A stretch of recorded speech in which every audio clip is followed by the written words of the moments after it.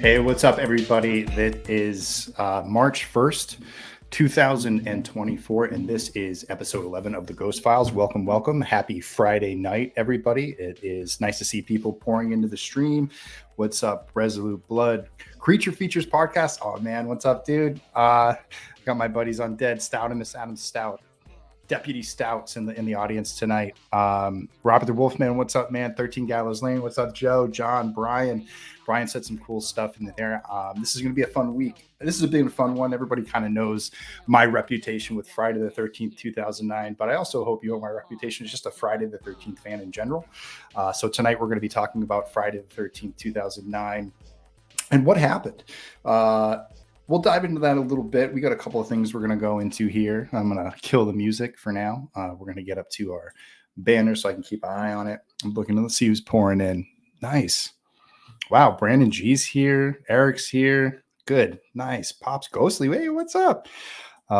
Anyway, it's good to have everybody. Hope everyone had a good week. Settling in here in Massachusetts, just hanging out, trying a different room today. This one is a hardwired computer, so I wanted to see if the stream would be a little bit more smooth, and if so, I'm going to think about relocating because my other spot, which is really rad, I love that space. I just don't know it's going to be the most conducive for doing podcasts and checking in every week, especially if you want good quality, good sound, all of that fun stuff. So tonight, let me see, what are some updates from this week? I don't know, not really much. Life's kind of going on. Stuff's going on behind the scenes with behind the scenes still, just sort of kind of plugging away on that stuff. I didn't know if there was anything else I was going to announce. I guess reminder, get your credits fixed if you need it for the Never Hike Alone 2 Blu-ray. We're going to be closing the Never Hike Alone 2 campaign at the end of the month. You now have 1 month. March 31st is the last day the Never Hike Alone 2 campaign will be open, so make sure to grab any of your stuff for there. But without further ado, let's jump into this week's episode.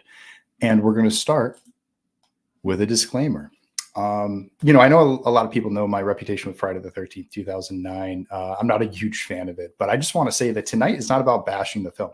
It's taking a sort of educated look at what happened leading up to the film, the release, reliving some memories about my excitement as a Friday the 13th fan at the time, and then follows to see what sort of happened afterwards. I will talk about my feelings about the film a little bit more in depth after sort of I cover this span of what happened to and what is kind of like what I'm going to be kind of going over tonight. I'm actually going to be introducing a friend of the channel, Jordan Harvey, tonight, who is a Friday the 13th, 2009 cosplayer and probably the best for 2009 cosplayer that has ever lived or walked the face of the earth, especially for a man with 2 broken legs. I mean, it is very, very impressive what this man has been able to do. He's a good friend of mine.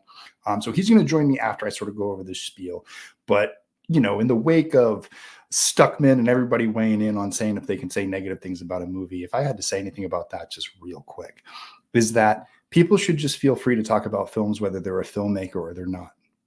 Filmmakers are film fans as well. We love to talk about films. We love to discuss the nuances of films. And I think if anyone feels sort of scared to do that because they have something coming out, well, just keep making stuff and just be free. I mean, I love Ridley Scott. Ridley Scott talks mad shit on people. Martin Scorsese talks shit about Marvel films. Everybody talks shit about other people's films. It's perfectly fine. No one's going into the streets and having knife fights about it. I don't want to go wrestle Shannon and Swift and put them in headlocks and punch them in the face because they didn't make a movie that I absolutely loved. This isn't about that. This is just about Friday the 13th because after all, we're all fans. By the way, check out this rad hat that I have from Fangoria. I ended up putting this this patch here to speak about sort of like fandom for Friday the 13th. I've been a fan since a very young age. Everybody knows that. That's why I made Never Hike Alone. But Never Hike Alone was spurred from this discussion, which is what happened to Friday the 13th. Why was it so hard for them to create a sequel to the 2009 film? And this week's episode, I actually want to dedicate to a writer by the name of Sean Van Horn, who wrote a Collider article last week titled Friday the 13th, 2009 is the best film in the franchise, and you can fight me for it. And you can fight me if you think otherwise. And Sean laid out some pretty good arguments for what made Friday the 13th, 2009 a great film. And so it made me think about, Friday the 13th, 2009, what happened?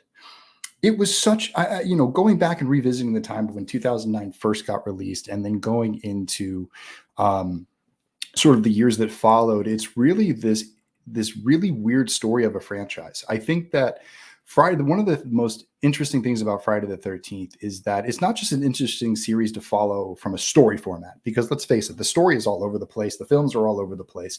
From a sort of, production logistics standpoint, it's a ridiculous franchise. The way it has changed hands multiple times, going from different directors, people not really talking to each other all that often, films changing from thing to thing. It's been at this point in 2009, it was coming on like a 30 years worth of production, or maybe 20 years. No, it was 30. My math. I'm a creative, not a mathematician. All that time. It's amazing to me the way that the film has changed hands, has jumped from different studios. It's sort of gone in wild different directions. It's just something that can be studied. And what happened to Friday the 13th between 2007 and now, this long year of dormancy, which is the longest dormancy that we've ever seen between Friday the 13th films. The prior to that was between Jason Goes to Hell and Jason X, which was quite the, which is sort of like it was a snowball effect, that everything that happened with, Friday the 13th sort of starts there. And I guess that's where I'd kind of start, is that I want to remind fans that going into Friday the 13th, 2009, there were a lot of questions about where Friday the 13th was going to go. The first 8 films sort of took us to that place in Manhattan, and then the Paramount, era sort of ended. New Line took over and gave us Jason Goes to Hell, which I think was the first thing to hurt Friday the 13th, 2009, because it started this trend where Friday the 13th couldn't create its finishing act. It tried to send Jason to hell. There was a big mixed reviews. There was a lot of different things that sort of happened with the franchise, and it went dormant for a long time because people wanted it to go away. When it resurfaced with Jason Goes to Hell, it took more wild steps. And again, bringing it to actually a level of like sci-fi level production, which was really hard for a franchise that is, a mainstream thing. I mean, Friday the 13th is a mainstream horror movie. The fact that it was stooping to the level of going to space and sort of almost having a direct-to-video look and then went to the theater with it is sort of a weird we could do like a whole, I think, episode on just looking at Jason X, the production of it, the delay of release and all of that. So finally, Freddy versus Jason comes out in 2000, and I believe 7, or was it? No, 2003, right? Freddy versus Jason comes out, it makes gobs of money. And here we are again now with Friday the 13th in the reboot phase, which is where we start our story. 2003 to 2009, the dawn of the remake. Now, at this point, we've gone all these years. Friday the 13th has gone off in all these wild different directions. And along the way, you have Michael Bay's company, Platinum Dunes, buying up a lot of the rights. And along the way, sometime between 2003 and 2009, which I believe it was 2007, Michael Bay's Platinum Dunes company partnered with Paramount, New Line, and Warner Brothers. It was a triumvirate effort between 3 different studios where Warner Brothers and Paramount were both sharing the distribution rights. New Line still had the production rights. And Platinum Dunes was the actual physical production company that was going to go and execute it, just like they had done with the 2003 remake. They had done Amityville Horror, which, by the way, I'm fans of both of those films. I think that those are 2 of the better remakes that came out during that time. Obviously, Rob Zombie's Halloween had come out at that time. Horror remakes were in House of Wax. The creme de la creme, which I think is Zack Snyder's Dawn of the Dead, which I think is the best horror remake to be made. That and 2003's Texas Chainsaw Massacre, I think, are both there. So when Platinum Dunes announced that they were going to do Friday the 13th, it was a lot of excitement. And this happened in April of 2008 was the first announcement. Now, sometime in 2007, around 2008, that's when the rights were originally purchased. And there was sort of like those deals kind of going on behind the scenes. I remember the announcement very clearly. And part of tonight is going to be sort of my recollection of what it was like to be a fan at the time. And I remember that announcement. I had just moved to Los Angeles. I was actually working at, what was it called? I was working at Digital Domain. I was working at Curious Case and Benjamin Buttons. And I couldn't tell you how excited I was. I was like losing my mind. I was trying to figure out how to get into the production. But by the time they had announced production, I believe they were already starting to shoot, because they shot the film from about April to June of 2000 in that year in Texas. So during that time, we were getting reports from set about it being a more serious and grounded Jason. They were going back to the first 4 films. They were developing very heavily from there. I believe in Sean's article, he had a a quote from Brian Fuller, who was the producer, saying that it was about leaving the campiness behind, creating a more serious Jason, something that could be very scary. You know, he wanted to scare audiences again. And so what did they do? Here are the players for the film. So you have Brian Fuller, who owns Brad Fuller. I'm sorry, Brian Fuller it's very funny how those two names kind of came together. But Brad Fuller was one of the CEOs of Platinum Dunes. Michael Bay was an executive producer, and Andrew Forum was the other acting producer who was on that film. Both of them did Texas Chainsaw Massacre 2003 with Marcus Nispel, who they brought back to direct this film. The writers from Freddy vs. Jason, Shannon and Swift, who are two huge Friday the 13th fans, came on and penned the script. And it was all done between 2000 and 2008 that they developed this and got this ready to shoot. Shot it between April and June of 2008, and had the film ready when the trailer was released in about October of 2008. Now, if you remember, that first trailer came out, it was huge. I mean, I remember going to the theater just to see the trailer, and I can't remember what film was coming out at the time, but I didn't even really want to see the film. I just wanted to see the trailer. As a fan at that time, I remember thinking, oh my God, there's 11 other films that have sent this series in like wildly different directions. You know, they hired Jared Padalecki from Supernatural. They had Derek Mears. The production was looking slick. Jason, at the time, I was still torn on the look. I wanted to like it, but there was something about it that was throwing me off. It was something with the mask look, but overall, I was still pretty excited. And the story, that's something that Sean highlighted in his article as well, about how Friday the 13th had, for the first time, in a long time, come up with a story that actually made sense front to back, which we can talk about more at the end of the episode about whether it made all that sense. But I remember the prospect of a Friday the 13th making sense and being able to launch a new franchise that's Christmas in July right there. That's everything you want. That's Christmas, birthday, Easter, whatever else you receive presents on. That's all wrapped up into one to me. A new film that stabilizes the franchise and goes.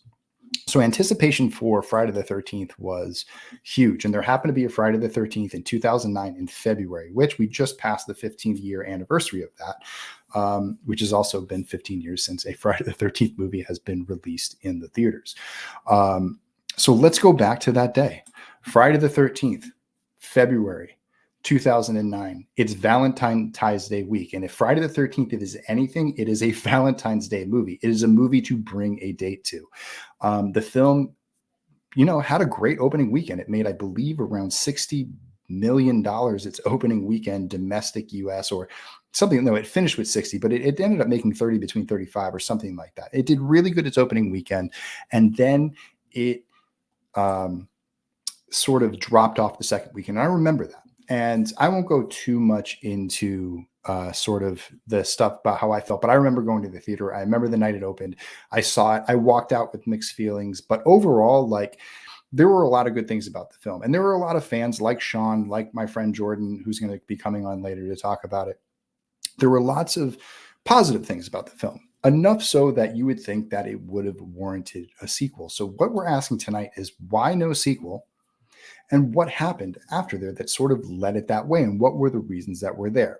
Well, the first thing we are going to talk about is the box office. So people get a context of to understand is Friday the 13th was made with about a $19 million budget.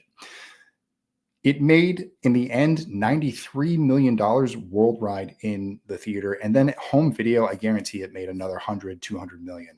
I don't know what the production budget was for the P&A, which is the print and advertising for the film, which it was a lot. They had ads everywhere on everything, which was a huge deal. And just to remind everybody, I can't see your comments right now. I'm going to go through comments at the end. So I hope you guys are having discussion and all that stuff. So you guys can have that there. But if you have questions, save them to the end of the stream. It ended up making $93 million in doing that. For context, Rob Zombie's Halloween made about $80 million. It got a sequel. Texas Chainsaw Massacre did around the same thing, and it got a sequel. So what changed?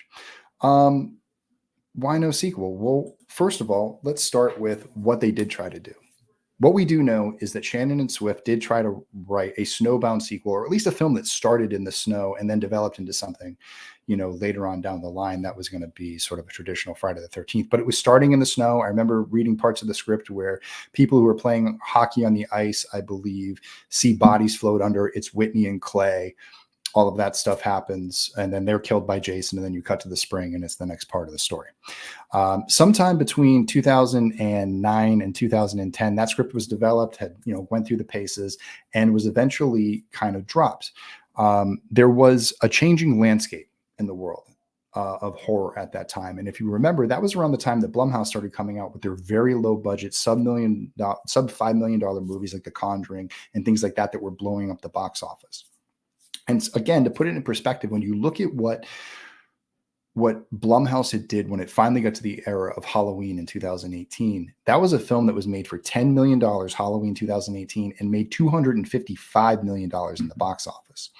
So I think one thing that fans should keep in mind when the landscape of making a new film is that Friday the 13th cost $19 million. That is about $15 million more than any preceding Friday the 13th had ever been made for. I believe Friday the 13th Part 6 was about $5-6 million. Same thing with 7, I think was less. 8, I think was less. I believe Jason Goes to Hell had a bigger budget, probably in the teens. But Friday the 13th, other than Freddy vs. Jason, was definitely the most expensive production that they had of all time. At that time, studios were looking for films that were delivering 3 times, like way more than that. If you were making a $20 million film, they expected to make $250 to $500 million in the box office versus what they were getting back, because the landscape of kind of cinema was changing. They were trying to go cheaper. Found footage was in. They were doing all that stuff. And that's when everything shifted over to the changing landscapes at Paramount. So at some point between the 2009, 2010, Paramount stepped in and said, we want to do what Blumhouse is doing. We want to spend less and we want more for what we're doing. And what Shannon and Swift are putting in their scripts is too expensive. So this is what entered in the David Bruckner found footage era. And this is where production really started to get held up.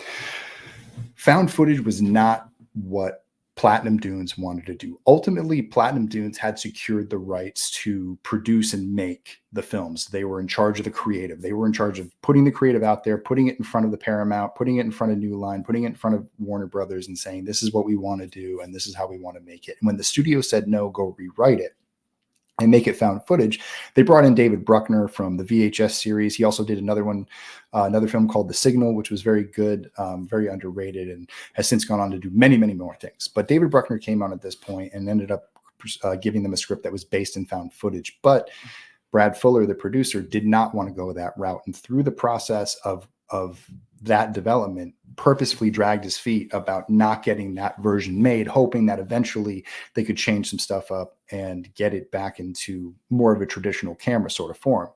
And luckily for him, and this is actually a fun fact that I relearned today that I've actually been wrong on for a long time, this is when there was a huge shakeups. And this affected Friday the 13th, is that Warner Brothers trades Friday the 13th for Interstellar. And this happened around 2013. I won't get in too much into the details, but around this time, like I said, Paramount, New Line, and Warner Brothers were all sharing the rights to Friday the 13th. And this was a chance for Warner Brothers to go in and get Interstellar and give Paramount full rights back of Friday the 13th. So in the next 5 years, it was a 5-year plan between 2013 and 2018 that they were going to chance to solely produce a film, which was going to get rid of the mandate to make it found footage somehow, some way. And so that's when they brought on Nick Antosca.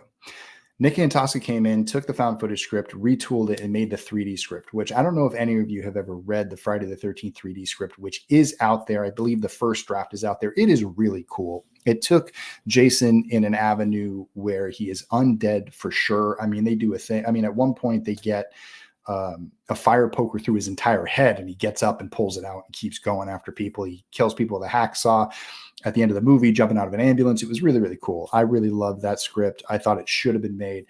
But again, somewhere along the line, you have to understand that the tumultuous sort of area behind the scenes of producing in Hollywood. You have Platinum Dunes, who's also doing the Teenage Mutant Ninja Turtles remakes at this time. They did the Nightmare on Elm Street remake, during this time period. And things were like, they have 15 different projects they're trying to get through. Friday the 13th was always important to them, but they always wanted to do it right.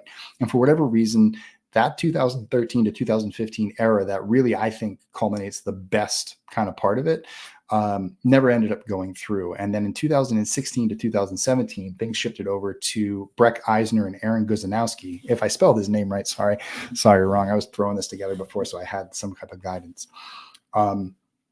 With them, they developed another script, and I gotta say, not a huge fan of it. I did read that one. It was the one that involved showing Jason, his mother, and his father all within the span of the movie. All three of them kill people in the movie. There was a weird family dynamic. There was a little bit of a found footage aspect to it where the kids were high on acid, filming themselves as Jason drowns. They catch it on tape. Pamela ended up seeing that tape, killing the kids. She died at the end of the film, and then we realized that Jason actually survived. He comes out of the woods in like page 70, hacks some kids to death, and then ends it and runs off into the woods at the end. It was a very odd script. They were going to make it. They even started setting up. At Camp David Morgan, which is located in Georgia, where they actually shot Friday the 13th Part 6. They were actually painting cabins. They were getting production ready, and then in 2017, Rings bombed. When Rings bombed, that sort of changed the landscape again, because again, Friday the 13th was still staying under that model where they were going to make, I think, between a $15 and $20 million production. Rings 2, I think, had some similar thing, and it was a reboot of a classic. It was bringing back something that had, huge staying power 20 years before, but now it went through, it got dropped in January, which isn't the greatest part to get dropped, but because Rings didn't perform, the studios looked at what they had with Friday the 13th and said, you know what? We're going to reinvest this money anywhere else. And remember that deal for the Interstellar? Well, it's 2017. If we make this film, it's not going to come out till the end of 2017. And we're going to go into renegotiation next year. So we're going to do all this work. And then our partner, who's going to come back and get 50% of the rights again, is going to benefit from all the sequels that kind of take place. So what ended up happening, they ended up shutting down that production too. And I remember this very clearly because this was January of 2017, and I was halfway through shooting Never Hike Alone. And I remember the extreme disappointment as a fan of being like, oh my God, there's not going to be a Friday the 13th this year. I really thought that they were going to finally make the movie. And, again, like, you don't have to love every Friday the 13th that comes out. You just, the fact that we can watch it, digest it, say what we want about it, and see what's going forward. That's what we wanted, but we never really got that chance. Lo and behold, Never Hike Alone ends up releasing in the end of 2017. We fill that void for a very small section of Friday the 13th fans and start our little adventure there. But overall, it's that. And Paramount had thrown in the towel. At least we got Friday the 13th, the game. And there was almost a TV show, which I also think was a bullet dodge, because the concept wasn't that great. And if it would have come out, I think it would have failed and ultimately made it harder for more stuff to come along later. And then after that, as we know, between 2018 and 2023, the Friday the 13th rights went to hell. Victor Miller ended up suing, Sean Cunningham. That went into financial hell, COVID, the strikes, everything kind of like leading into that. It finally got settled in 2022. And so to the present, we know that finally Brian Fuller has gotten the rights through Peacock. Victor Miller is the executive producer. Sean Cunningham is out. And we have to look forward to now a TV show coming out. We have been teased that there may be more movies coming out, but it makes me think, why has it been so long? It's the original question, which is, we had to go through all of those things to get there, but why was there no sequel? And where did Friday the 13th go wrong to where there wasn't an immediate, like, okay, we know that this is a winner, or we know that this is what it's going to be. Why wasn't there a direct sequel announced? I would love to ask that question. I would love to know some of the more in-depth details about really what was it that scared the production companies away to say Friday the 13th isn't a good investment, which sounds ludicrous to me. I mean, Friday the 13th has one of the biggest fan bases in the entire world. I mean, you go anywhere in the world, you show them a Friday the 13th, you show them a Jason mask, and they're going and people know what it is. You don't even have to say it. You hold up a hockey mask and people can go, Jason. It's that simple. With something that is that iconic, I don't understand how you screw this up. And so from that point, what I think I'll drift into here, we'll start getting into Q&A a little bit, but I'm going to talk about where I think things sort of went wrong. I totally respect people who love the film, and I'm going to bring my friend Jordan here to talk about what are the things that he loved about the film. But first, I'm going to start by saying some of the things that I think didn't help Friday the 13th in 2009 and what I think sort of hurt it. And here's what it is. I don't think that the original Friday the 13th 2009 plan involved thinking ahead too much. I think they came in, we're just going to make the first one, we're going to focus on the first one, and then we'll see what happens and we'll go from there. And I think that that was ultimately their downfall. I think because they couldn't say it's going this way or that way, the film, as whether you like it or not, really doesn't pick a lane on Jason. It doesn't say whether he's alive or undead, because he definitely shows that he's, alive throughout the film, that he seems like a flesh and blood human being. And then at the end of the film, he's doing very undead type of things, coming back from fatal wounds. And so it drifts Friday the 13th back into this world that it needed to grow out of. As you've seen, horror has sort of gotten smarter over the years. Films have become, it's because of us, we've gotten smarter. The viewer has gotten smarter. Cinema has gotten better.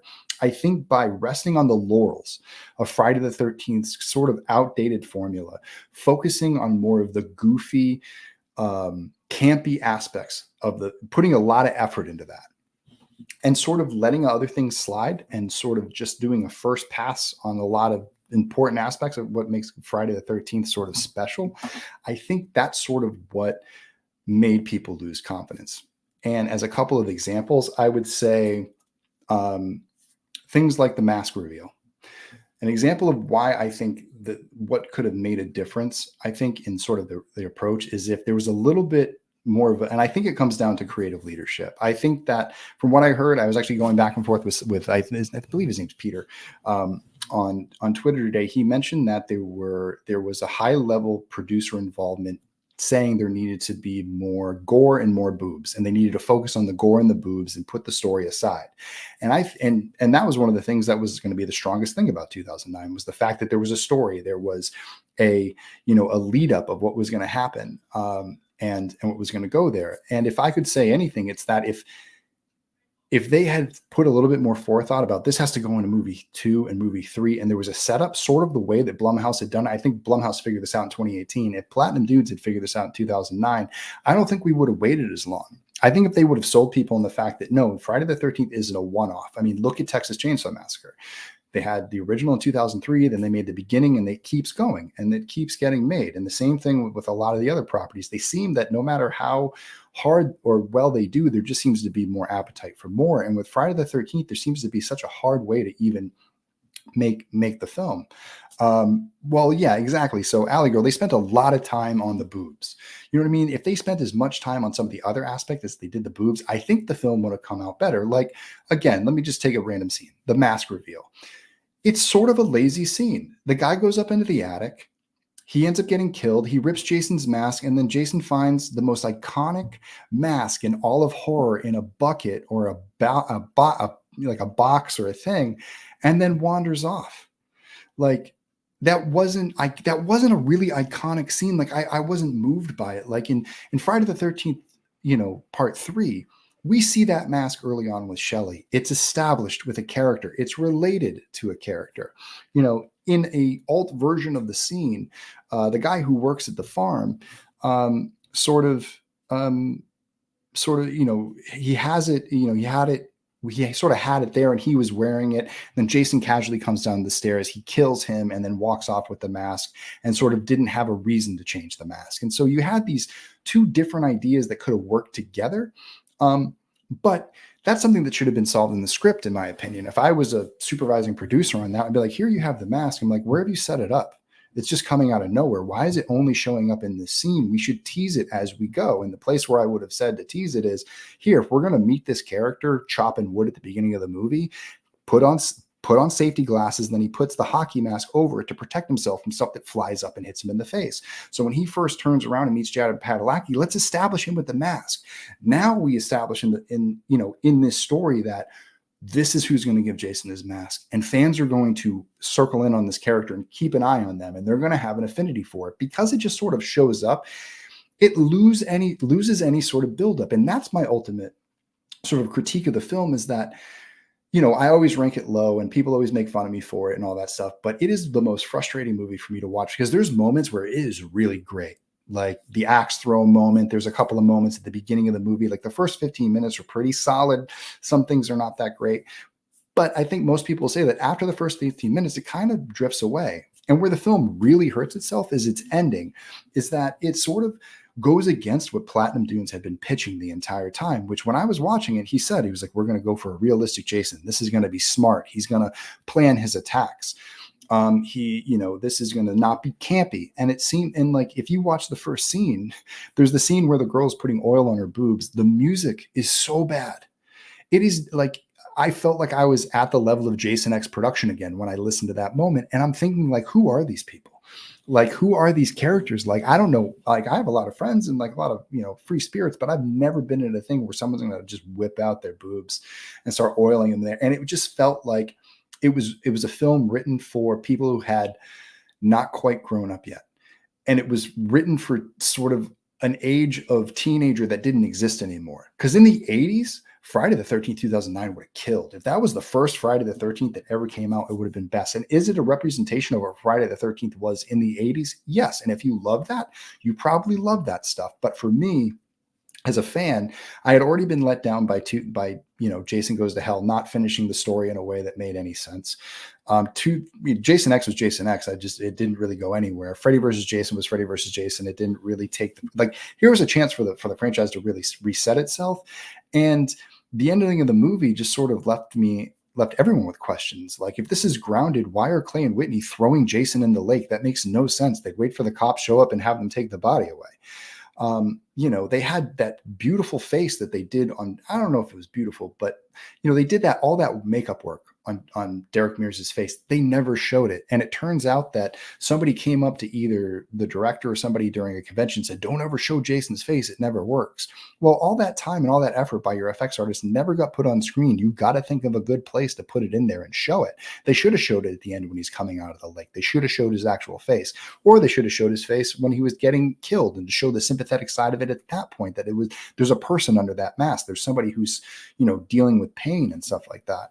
I would say another scene that they really muffed was the campfire scene. If you go back and you look at Paul Holt's scene, it's, he tells the story about Jason. He's really serious. He's trying to scare everybody there.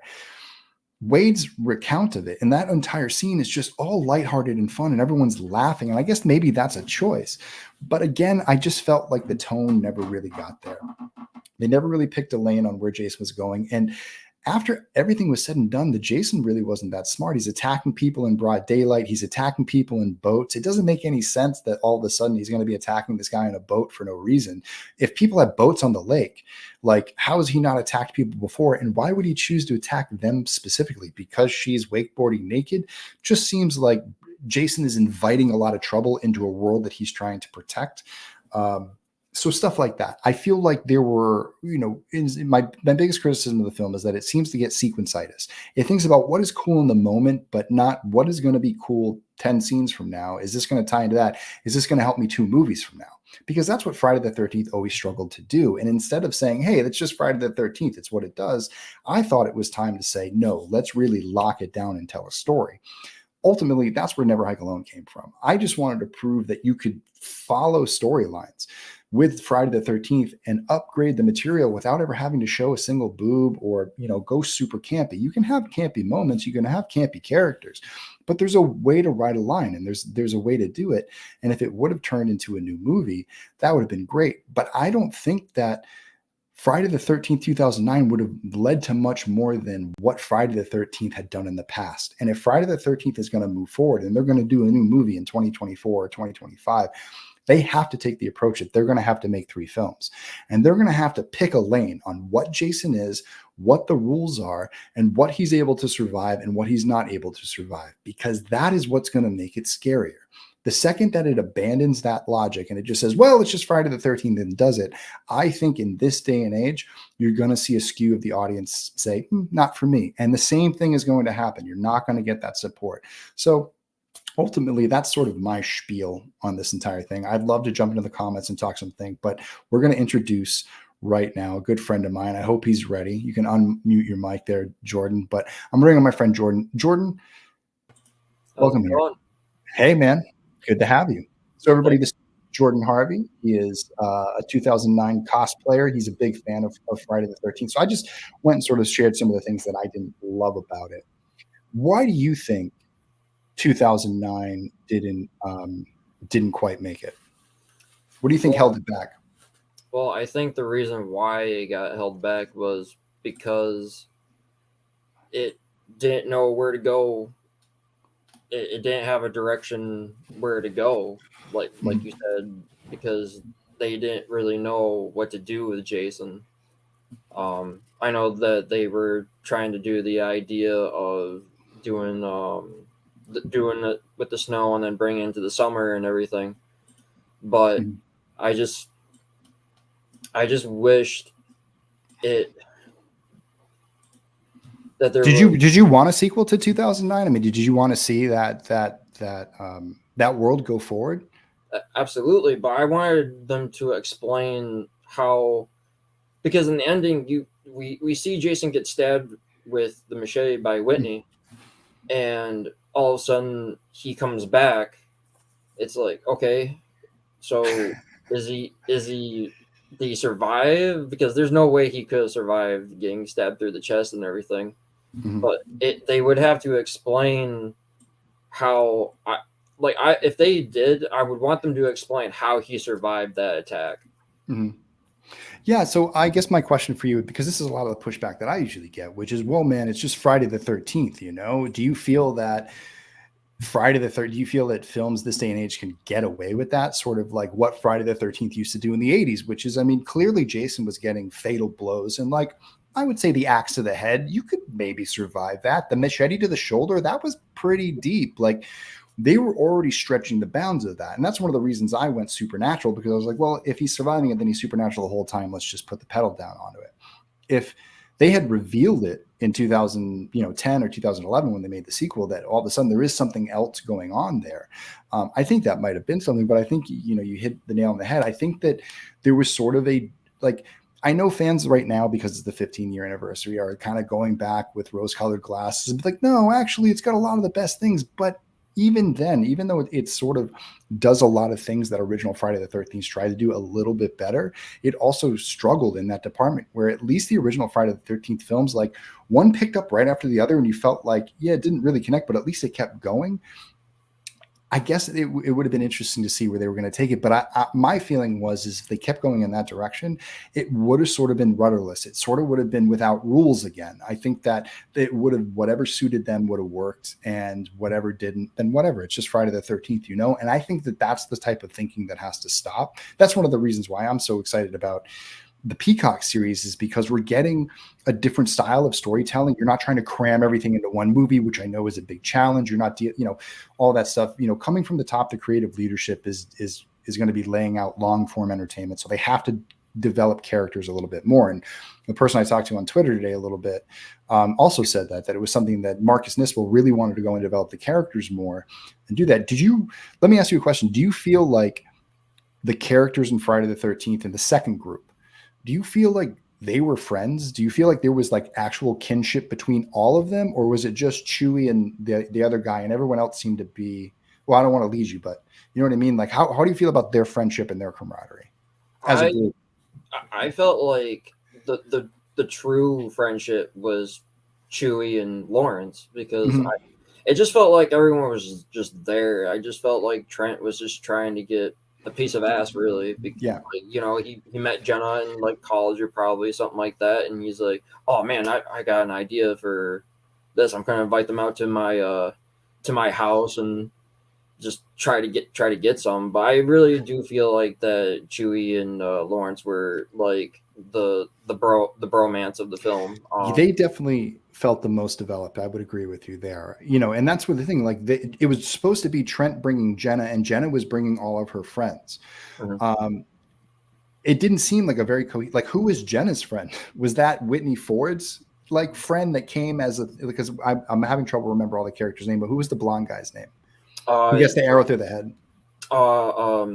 who had the "Fuck Christmas" shirt on. I always remember him. I know He had who you're talking about. but anyway, that character, we all know who he is. He had the girl. Was it like I didn't understand who the concept was? It didn't feel like people who hung out like a bunch of times. Now, I would liken this group, and one of the reasons why I don't like the movies, I liken them to Part 7. Like it's a very unlikable group of friends that don't really like each other hanging out, which isn't really fun to watch. You know, every time we cut to them, the movie drags, in my opinion. Like that's one of the biggest hindrances is that every time you cut to those characters, yeah, Chewie and Lawrence are hanging out and having a good time, but everyone else is miserable. And everyone else is just kind of, well, I mean, I guess Jen is dancing around and doing her thing. And then the other guy and his girlfriend go off and take the boat. I just wish there was a little bit more camaraderie there, or there's a little bit more guidance. So there's that. How about, and then how, you know, what did you think about the jokes in the movie?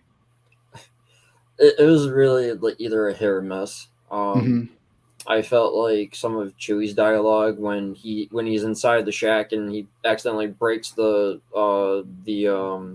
light above him and he looks down, he's picking up the pieces and Jason's standing behind him and he's like, "Did you drop this?" holding the hockey stick because obviously he's wearing the mask. And I was kind of like, that didn't hit me.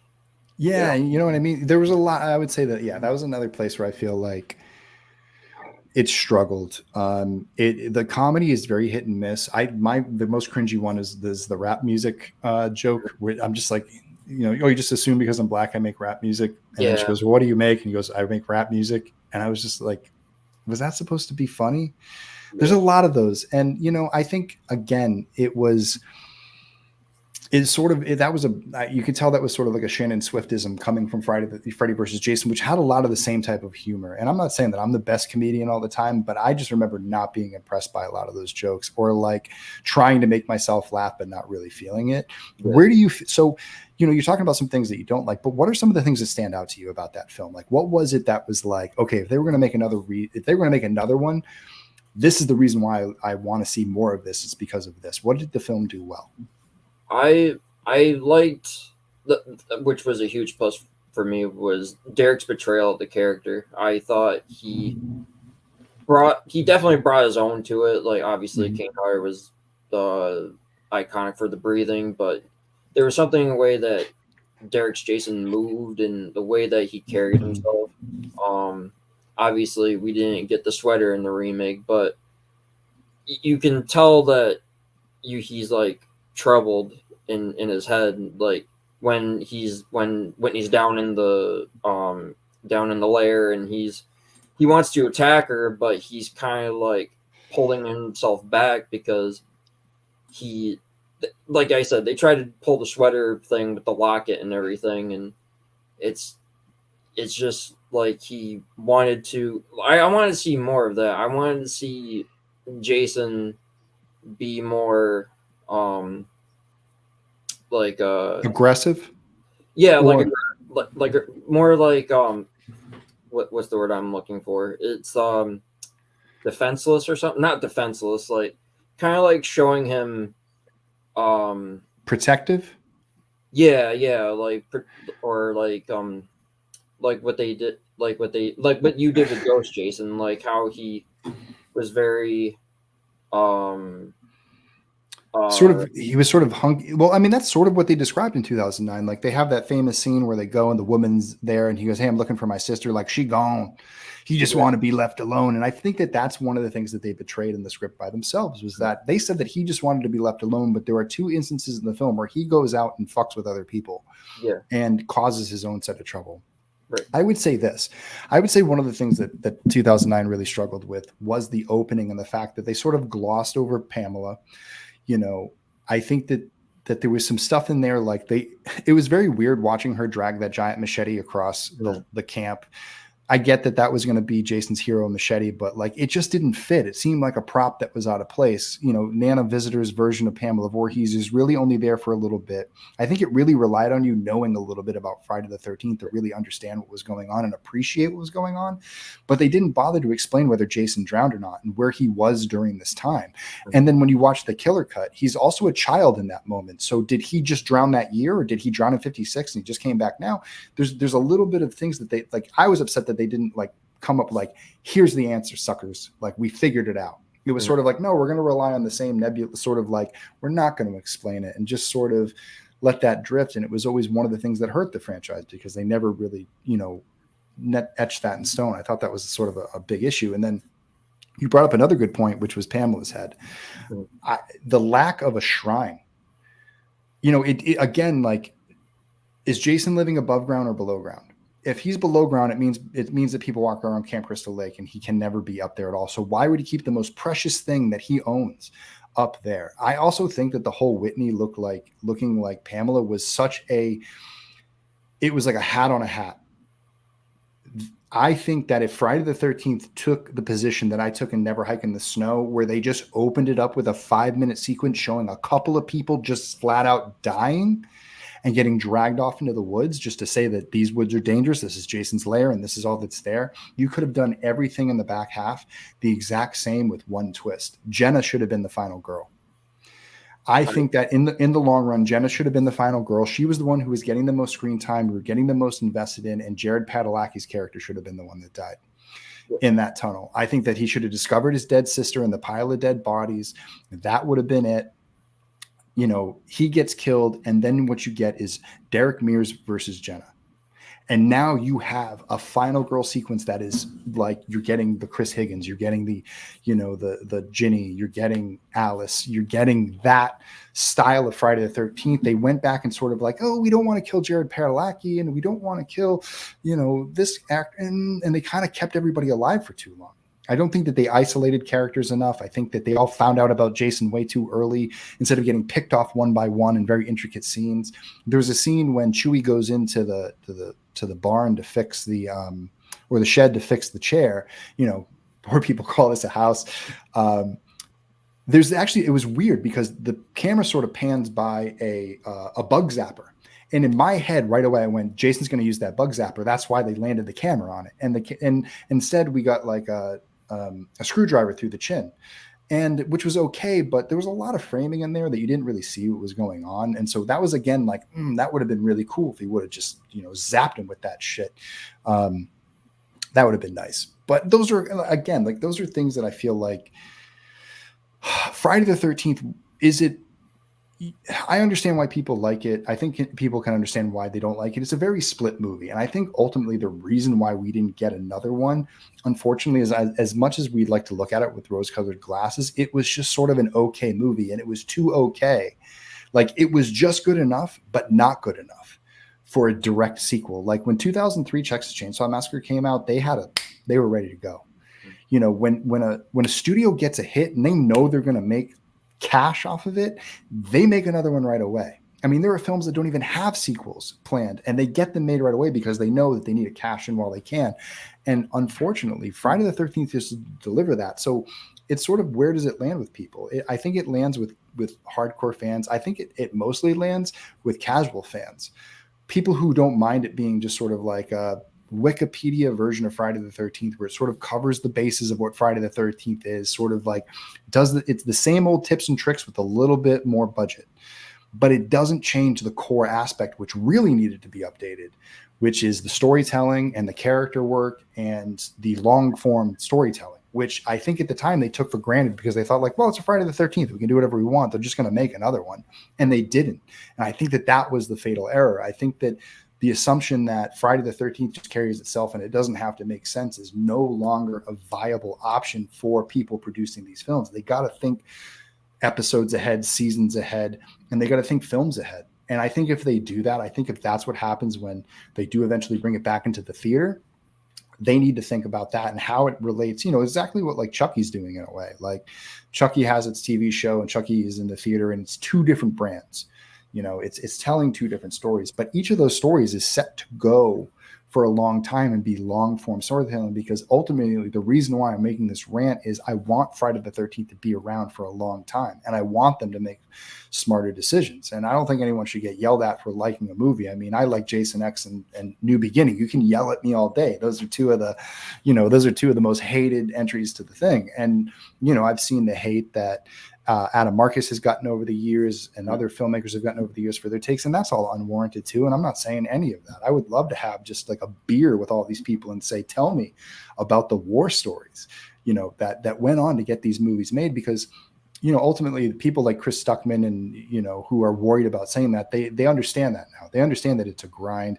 It's hard to make movies. Everybody's trying to do their best. I've worked on plenty of movies where I worked so hard. I gave years of my life to films that didn't come out and didn't do all that great. We appreciate it and we loved it, but like, I understand when people don't like it because I have the same gripes, and I would wonder what their gripes are.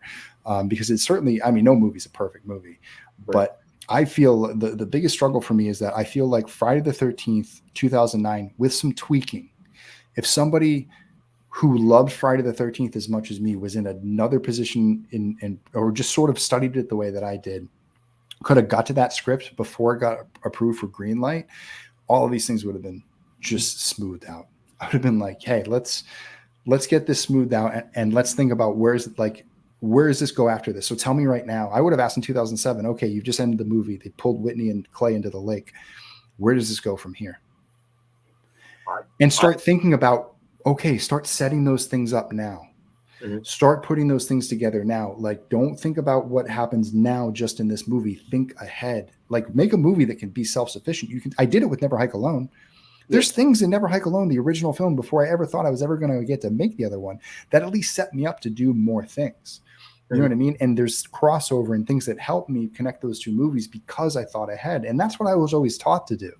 When I was brought up through, my sort of schooling of it, and when I worked in the industry and the people I worked for, that was one of my jobs, was always ping-ponging through sequences of saying, okay, we've established something here. If this is a character trait, where can this character trait go again? Or if this is a prop, where can we set up this prop? Where's the spot to do it? And somewhere along the line, I just don't know. I don't know if that was sort of the focus or if it really was just like, this needs more blood and boobies. Stupendous titties. yeah, you show more titties. I think maybe if they broke a few people's legs in the movie. Although I do have to say the bear trap, that's great. The bear trap kill is there. So Jordan, let me ask you: are you still planning on making a 2009 fan film? I have ideas. It kind of it circles in my head every time.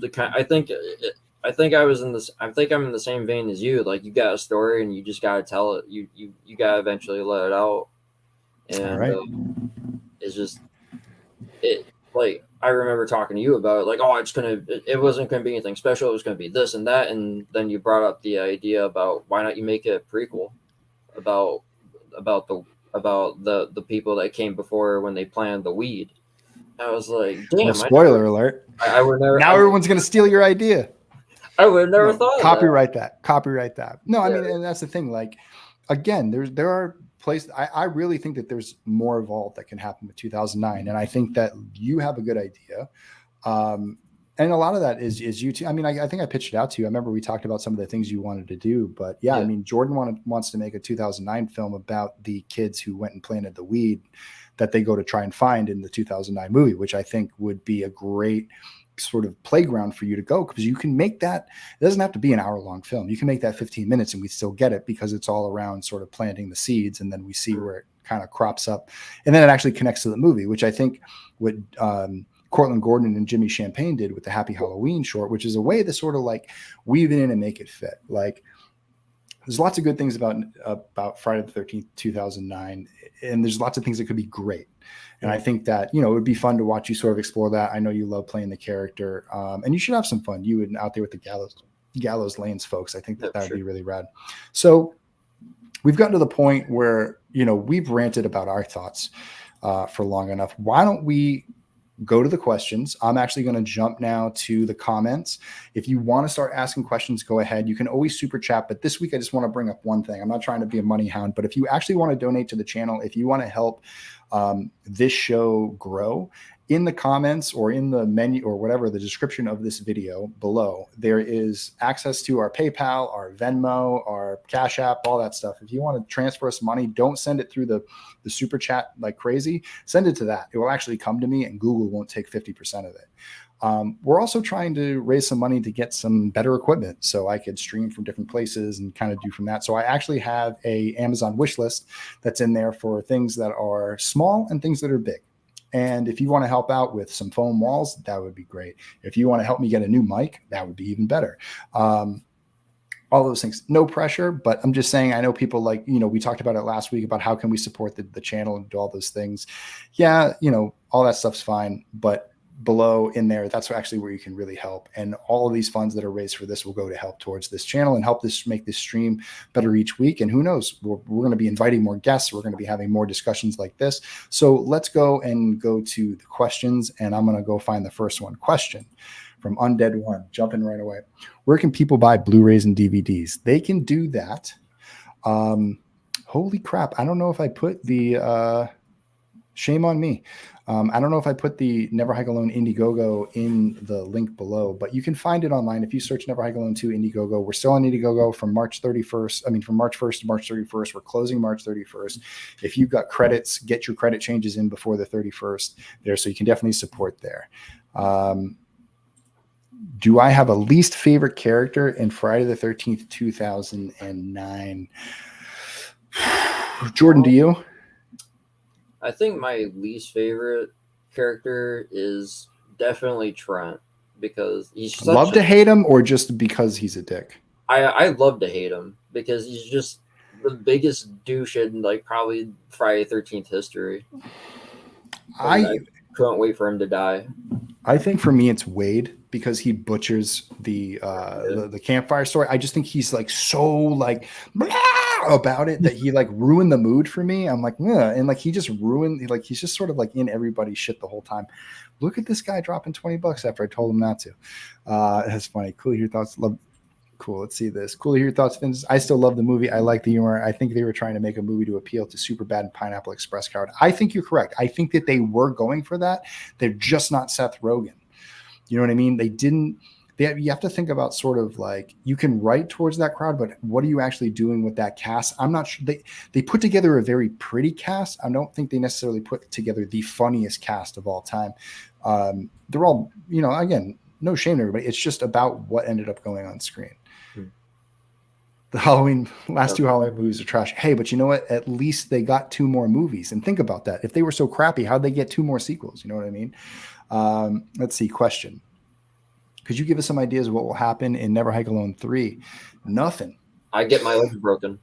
Yeah, Jordan gets his leg broken. There is no Never Hike Alone 3. Never Hike Alone 3 and 4 were part of Never Hike Alone 2. It was Jason, Never Hike Again, Jason Takes Crystal Lake, and The Final Hike. Those were 2, 3, and 4. They were supposed to be 3 episodes. I put them all together in one movie because they all came out of the original script. If I ever did another follow-up, if you watch on the channel, it's called Never Hike Alone, The Lost Tapes. Consider that like a practice version of what I would do for Never Hike Alone 3, which would follow Hikerman 5000. Ryan, who plays Hikerman 5000, appears in the Lost Tapes, and it's vertical video, so watch it on your phone. It's all found footage. I wouldn't necessarily film it that way for an actual movie, but it would be about Hikerman 5000 going into the forest to search for Kyle MacLeod, who has now gone missing. Travis Van Winkle played a good douche, and apparently the same guy from Transformers, which was kind of odd. They crossed those worlds together. Same guy ended up showing up and then dying. So he got his comeuppance there. Gallows Lane ignoring. How would you go hunting down Jordan and snapping his legs? Well, I think the first thing I would do is I would rip off his kneecaps, and then I'd punch each one of them so his legs bent backwards like kangaroos, and then I would make him run away from me like a kangaroo. just like Jordan likes. But no, we're going to come up with some good stuff for the remake, and Joe's going to be a big part of that. Do you think a remake of Freddy versus Jason would work with the people from the remake? Well, they did do the first Freddy versus Jason. Did you think a remake? I'm trying to just make sure I'm not reading this wrong. It was the same people, so I don't know where to go. Like the crew. Like if they would have made it, if they were going to do Freddy versus Jason, they should have done it part 7 Jason versus part 1 part 3 Freddy. You know what I mean? Like it should have been those two going at each other. I think that's what everybody wanted to see on screen. I don't know if I think Shannon and Swift would agree with us there. I think that they, they're the writers, they come up with the story, but they have very little say with what the final outcomes being. And I bet you if you got them, drunk at a bar, they lay down their gripes of being like, we wrote it this way, but we really wanted it to be that way. I think we'd get a ton of that. And I would love to hear that one day, but people aren't going to throw each other under the bus. But I think at this point, they should just let it out and be like, hey, I would have liked to do it that way. It's not the way it happened, but we all move on and we goes. Seth Rogen's nuts now. He loves partery. You ever see that? No, I don't think I have. Did my questions not go through? Yeah, I went with Yeah, that. I did. Love the channel, bro. Question: what was your best time in 13 Fanboy? Honestly, just hanging out at the house. It was great. Like being there with everybody. There was an actor, Chris, who I put that the mop handle through his head. Yeah, and that's one of the first times I got to work with Nora Hewitt, which was a lot of fun. And we worked on how we were going to kind of pull that off. I got to work with. That was actually a moment where Deb sort of let me design the kill. Where she said, well, you're going to kill him. So what should we do? I was like, I'd really like to kind of set it up old school style. Like you see the thing flip out, snap the thing, like go through all the moments, build it up, and we'll get all the shots because we built it, me and Nora. And so that was a lot of fun. So that was there. Can we stream your Friday the 13th raking? Yeah, I mean, I guess so. A stream of my Friday the 13th ranking. I guess maybe I'll have to go into that and do its own thing. We'll do like a ranking one day. It's been changing around a lot lately. Jordan, what's your ranking right now? How do you rank? I'll give you my top 3. I will do obviously 09, 4, and Never Hike Alone 2. Oh, look at this guy. Yeah. Brownie points. I'm always a 642 guy, but I may be switching some things around. It may go 624. Honestly, I think part 2 is one of the most criminally underrated films. Oh, that's another thing that Friday the 13th, 2009 does right. The Baghead. It's actually a better look. And I think Baghead looks better than Hockey Mask, Jason. Yeah, I like the wrap that it has instead of just being a bag. Let's see. Thanks for being a kind opinion. I think there's points, but I think Cody Leach reviews why I love it. Yeah, I mean, and for those of you who haven't seen it, Cody and I have gone back on Friday the 13th, 2009. We have an episode from a few years back that's pretty popular. You should definitely check that out. I was talking about it. And yeah, I mean, I get what Cody's saying. Like, it really does encapsulate early Friday the 13th. And I think that's the problem. I think it's sort of, it's not learning from its mistakes. It's repeating them with a much higher budget versus evolving and becoming something just a little bit more. And that's, again, why I made Never Hike Alone was an experiment to say, like, if I eliminated the things that I don't personally love about Friday the 13th, could it still survive on its own 2 legs? And well, 7 years later, here we are, however many entries deep, but it seemed to work. I think I accidentally hit that twice. Yeah. Let's see. Sorry if that didn't make sense. If there was another Friday the 13th movie you want to pick it up after, where would it be? Honestly, I feel like, not to toot my own horn, but I feel like the Never Hike Alone series did what I wanted the original series to do. I don't think, unless the studio wanted to remake Never Hike Alone 1 for 1 and it came off of Paramount, they came off the Paramount 8 and they let me make the Ghost of Crystal Lake. From now on, I want to see them start over. And I want to see them start with a foundation that makes sense through all of the films. Like, if he's undead, keep him undead and work from there and just lean into it. If he's alive, you got a lot to explain. You gotta make it work. You gotta make the audience believe that Jason had no reason to come back to his mother, that he couldn't find his mother, something separated them, or there was a difference of time. Like, there's things that have to be done to fix that. And it will be interesting to see if, either, the Crystal Lake series or a new film delves into that. But that is going to be an interesting take, which I felt that's what I've been waiting for the most, is if he's alive, explain it to me how he survived all those years and never found his mom. It doesn't make a lot of sense. I'm seeing him now. Oh, yeah. Don't worry about Joe. He's whatever. Hey, Joe Zuzolo. What's up, man? John Zuzolo. He's a big backer for the Friday the 13th, for the Never Hike Alone series. Thank you for being here. Ghost in the Fog. We are working on that with Mako Animation. That is going to be a part of the master cut, or the final cut is what I'm calling it, for Never Hike Alone, which is going to be all of the series cut together. We're going to put a new disc together this summer. We're going to try and raise funds for it through that campaign, because we just didn't raise enough money for it on this one. So it's going to get delayed a little bit, but everything that we did from this campaign is going to carry over to the next one as far as credits and things like that. But we'll have new stuff and it will be pretty cool. Everyone's talking about Halloween and the thing now. That's not what we're here to do.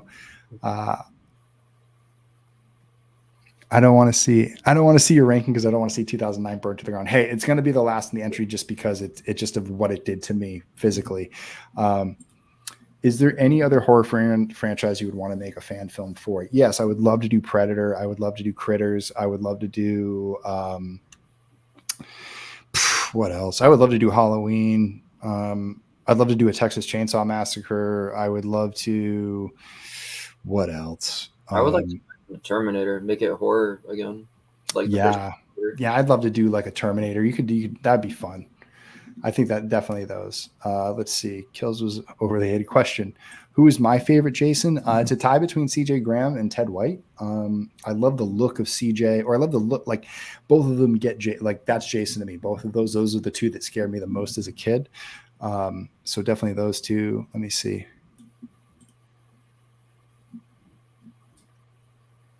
How would I tie in 2009 with the Never Hike Alone series? I think that in an essence, Never Hike Alone does what 2009 attempted to do. We created a Jason that was hidden within the camp, that couldn't be found by the police, that was making people disappear, and the crimes couldn't be solved. I don't think that. I think if I would have tried to connect it, I would have said that I would have connected it to our type of Jason. I would have made this happen very early on in our timeline. This would have been a very fresh Jason who was undead, who was carrying on the curse. I would have added those elements in early. We would have seen him seeing his mother, which we didn't really get a chance to see. There would have been definitely elements like that if I was going to tie it into Never Hike Alone. But Never Hike Alone definitely is a version of 2009 with a different spin on how the mechanics work for him making people disappear and not being found within the camp. Right. Like to touch on Ethan's question, that's what I wanted 09 to do, was to have 09 Jason be like Ghost Jason. You know, he was very hidden and all that, but they kind of unfortunately didn't stick the landing with that.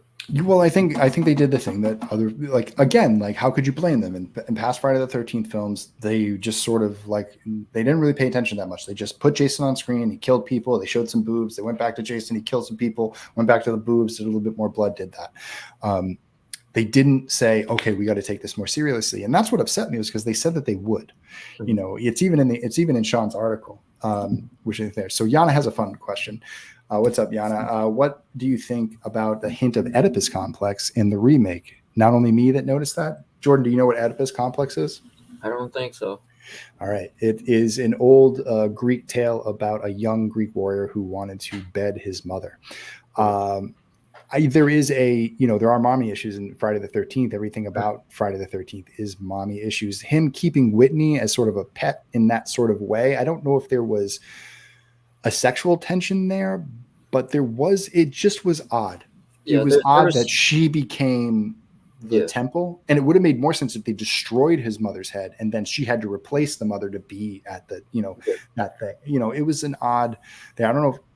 I don't know. They definitely kind of fumbled that one. Like I finally found the answer. Like when he was around her, it made him vulnerable because, obviously he lashes out in the lair and whatever, and he wants to attack her, but he kind of like holds back, and that kind of like, because when she saw him lose his mind and whatever, she realized that she can use that against him. Yeah. Stout has a good question. If a large studio made you an offer to remake Never Hike Alone with a large budget, would you, and what would you change? Yes, I would, and I would put a chick in it. I'd make her gay, and I'd make it lame. Let's go. No, honestly, the only thing I would change about Never Hike Alone is if I was going to remake it with a studio, I would actually remove sort of a large part of, I think, sort of tying it back to the old films. I think I would keep it in its own universe. I wouldn't try to go back in time because I don't think that would translate all that well over to a studio film feature. I would just focus on the original film for the most part about Andrew's character. I think the only thing I would change, I would change the ending. So there was a bigger ending, so it would sort of go a little bit further, and it would take up 90 minutes of screen time. I would have a couple of things in between that I think I would do a little bit differently. But the biggest difference is I would give Kyle a dog. That is the difference. I would get, because Never Hike Alone is I found out this afterwards, because when I started doing hashtag Never Hike Alone, when I started making the movie, all these other hashtags, people with their dogs hiking on trails came up, and I realized that that's what it means. It means Never Hike Alone, bring your dog. And so I think that would make a great dynamic, because you have this guy out there filming his own stuff. He's got a dog. The dog is entertaining. You build their, obviously that adds just a level of like, you love this guy because he's got his dog. And the dog can have, help him out in certain moments, save him in certain moments. You have a moment where you think the dog is dead and the dog comes back and saves him. It'd be really nice.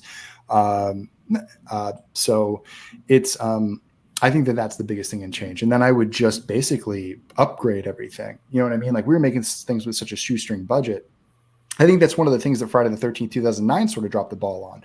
We spent all that money on that camp, and the best thing that we got in the entire camp was a bed that said Jason on it, which doesn't even make sense, because kids at camp don't get their names on beds. And why would they be living at the camp full time? It was like, how stupid do we think the audience is sometimes? And sometimes you got to give us some benefit of the doubt. Show us something other than that's cooler than that. Yeah, that threw me off. I wasn't a huge fan of the bed frame with his name on it. It should have had him go into the room and all of a sudden the machete starts stabbing up through the floor or something like that. Mm-hmm. Oh, yeah. Let me see. So you talked about Friday the 13th, 2009 extensive marketing campaign. Could you explain why I saw the trailer once on Cartoon Network when I was a kid? Cartoon Network, showed stuff to teenagers too. Teenagers were the base audience for the fan base of people that are going to show up on Friday the 13th. So they were probably marketing towards the teens. They were leaking over into your stuff and you were catching it. Sometimes it just depends on who they do the deal with. So when you do a distribution deal for print and advertising, you work with, a distributor in the same way. Like, we have distributors who put films in theaters. We have distributors who put commercials on specific, TV stations. And so depending on who your print and advertising partner was and how much money you did, that determined how often your ads play in rotation, how many ads you get. Like, how many Friday the 13th ads were there? Were there like 4 or 5 different teasers and trailers that got cut off of the main trailer? Each one of those costs money to make. Each one of those has to go through a round of production. Every poster you see, every billboard you see, all of that stuff goes into a giant budget, which can sometimes be 3 or 4 times the budget of the actual film. And they hope to get that all back, mostly in the theater and sometimes in foreign sales. But I don't like, and that's where I think that Friday the 13th sort of like, it made money, but it didn't make gobs of money. And that's what they wanted it to do. And when it didn't do that, it wasn't worth their investment anymore. And that's what became such a huge issue. Blue Wolf jumping in. Love the hospital scene in NHA 2, the red color and all the characters all in one scene. Thank you very much. That is a scene that I had in my head for a very long time. And in fact, I lent that idea to a degree to, or at least we shared it on Jason Rising. So at the end of the movie, all the lights go red. So that was an idea I think that I was borrowing from Never Hike Alone 2 and being like, take this idea. And this is something that you can see in different movies that Jason does a lot, knocks out the power, the emergency lights come on. It's a very good indicator that something wrong is like something bad is going to happen. Especially like the whole, like doing something very, getting at least one kill that was just very epic. That kill changed a few times, but doing the dip with the belly slice was the way I wanted it to be, like a big epic shot. So I'm glad that it landed there. Really good shot. There he is, my boy. I asked earlier, but with Supernatural Jason, how would you stop him in a way that he can't come back? Well, we did it in Never Hike Alone 2. You can chop his head off. He can still come back. There's not, like, you would have to literally disintegrate Jason into dust in order for him not to come back.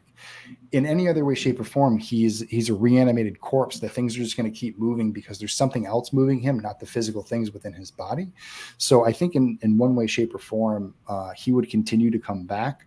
And I think, I've talked about this before, but like Pamela's blood flowing through him or something, sort of being something that keeps it going. That, like, Ooh, I didn't even think of that. Like, I never would have thought of that. Yeah, I've talked, like, the reason why Ghost Jason's blood is black is Pamela's blood. The blood found Jason in the bottom of the lake and entered him, and it holds the rage that she had, and that's what brought him back to life. So her rage and her blood is flowing through his body as well. So he's got twice the blood. That's why he can keep getting killed. Here we go. We're just going to start doing. My favorite is either Derek Mears or Ted White. 2 good choices. Derek Mears is a wonderful human being, by the way. I've met him many times. He's a supporter of Never Hike Alone. Nothing I say about 2009 is a slight against him. I think he did great. I think he sort of got the shaft in a movie that if Whit would have done better, he would have seen multiple films. And he was supposed to be in 2017, from what I was told. He was going to come back as Jason, so that would have been really, really cool. I think if you're setting it after a certain movie, then I'd make it after 2. Therefore, you wouldn't deal with the convoluted supernatural elements. Yeah, I mean, Victor Miller has always said that in his eyes, Jason was dead at the beginning of 1. So I think that still works. I think that all still connects. If I was going to remake the series, I would still go back to 1. I would still go back to 1 and set it up in a very specific way, because I have a specific idea for how a sequel and the third film, the trilogy would work. And I would start setting things up in the 1, and I would just come at it with a different approach. But I don't know. Maybe they'll end up doing that on one of the new series that is coming up. I agree. Question: is it maybe possible that Never Hike Alone is somehow connected to 2018 timeline? Those two films could exist in the same world. I believe that. My idea for Michael is that I don't know if he's supernatural or not, but I do know that he doesn't feel pain and he's an empty void. So that could be another form of something that he could be, that is sort of like, if he's the boogeyman, he's the boogeyman. Let him be the boogeyman and let that be the thing, and let that sort of be the, he just keeps coming back. I think that would be cool. An undead Michael that comes back too. I'd be down for that. Don't be hating on boobs. Hey, listen, everybody loves boobs, but in 2008 or 2009, when it's all on the internet, like, what do you need to do that? Hey, what's up, Bacon? Good to see you here. I like that his layer was Crystal Lake instead of being underground tunnels. Oh, thank you. I must have been for Never Hike Alone too. Yeah, me too. I wasn't a huge fan. What did you think about the tunnels, Jordan? I thought it was a good idea for him to get around the camp without being seen. Yeah, me too. I would have liked to have seen him utilize the attic, utilize hidden walls, build some. If he would have dug out like one floor underneath the thing, the tunnels was a bit much. It was cool, and it was a lot of budget to commit to that single idea. And I never needed an explanation for how Jason got to the forest before other people. I grew up in the woods.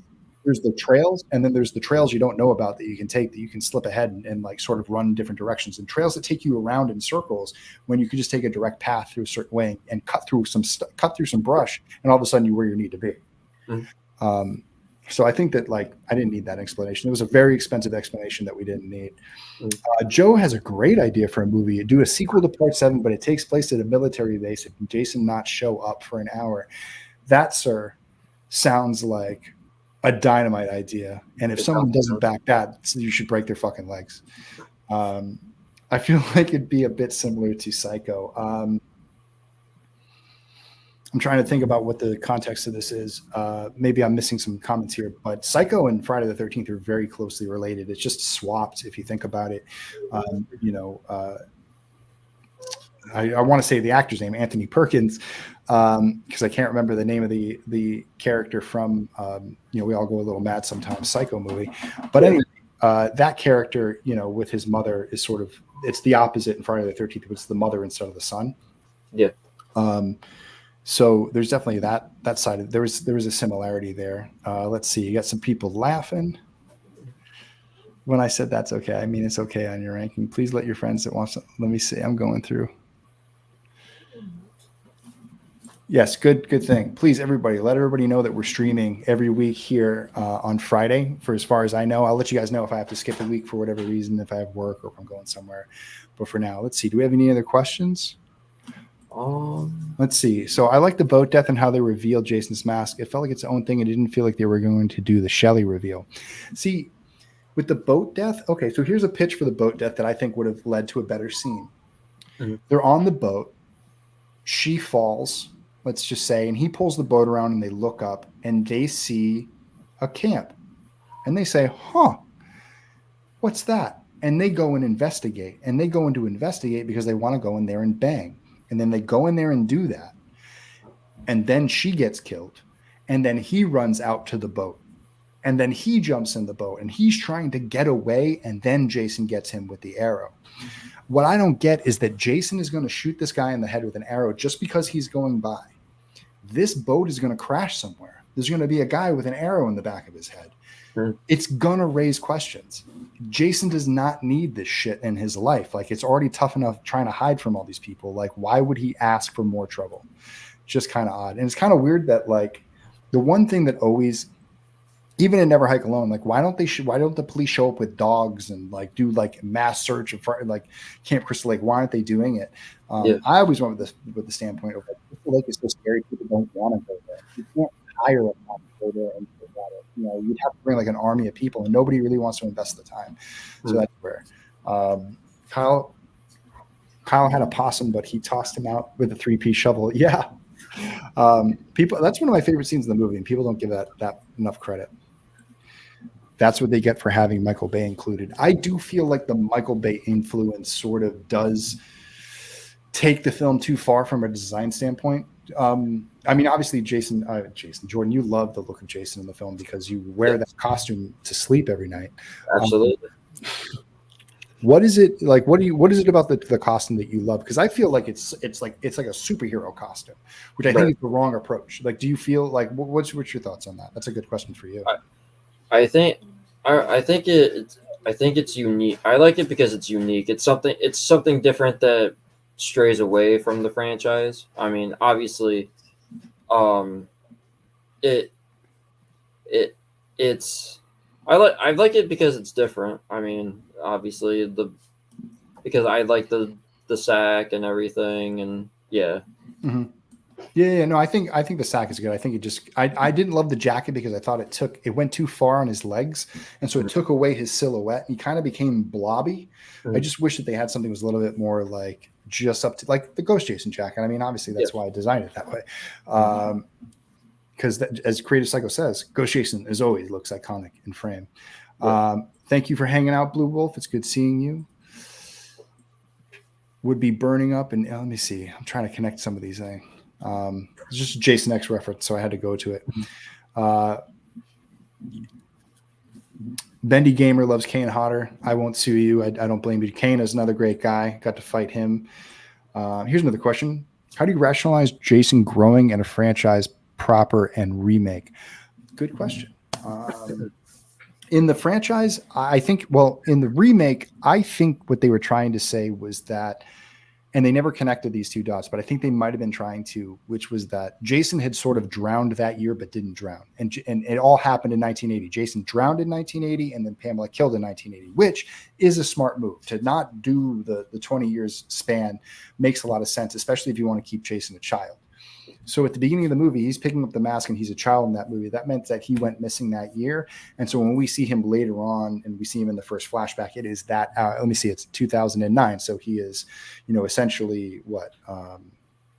Like in his 40s? He's 39. He's almost 39 there. So that's basically where he's at. Or not 39. He's actually in his 40s. Yeah, mid 40s. Or he could, actually, who knows?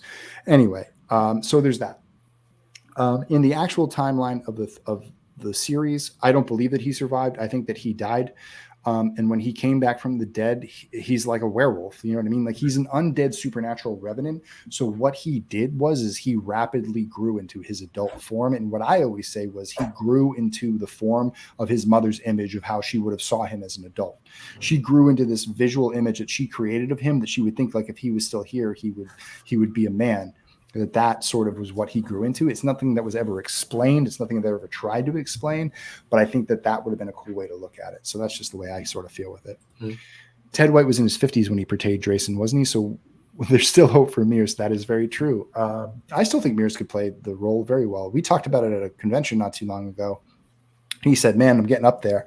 It's only going to be so long before they're going to not let me do this anymore. And I just think that he's just too perfect. He's just his build, his look, he's just too perfect. And I would love to see him get another chance for sure. Let's see.